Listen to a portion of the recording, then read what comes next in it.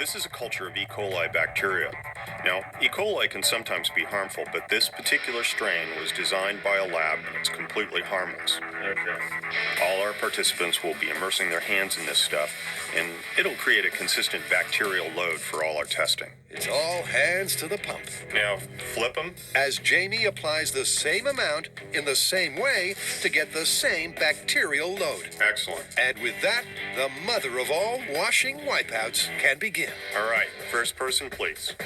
Volunteer 1 steps up to get swabbed, Thank you. then washed, 1,000, 2, 1,000, 3, 1,000. then swabbed again. Left hand again, if you would, sir. Next, he heads for some towel traction, which is followed by one last swab. Science. Next. And so the pattern repeats Thank you very much.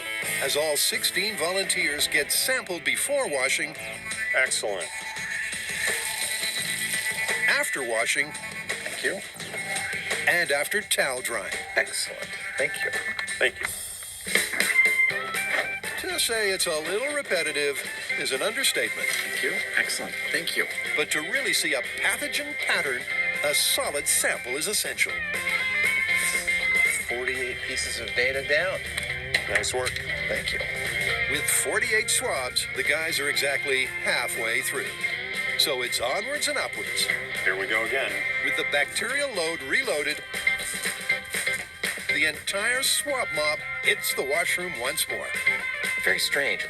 Our test subject group seems to have developed its own ritual. Like last time, Next. the volunteers swab, wash, and swab. Before, this time, turning blue with the hand dryer. But will this different drying device really let microbes make hay? Number 16. There it is. Well, with the final test finally done, the guys have a hunch. You know, I am noticing something sort of interesting. I'm wondering if it's the same thing that I've been noticing.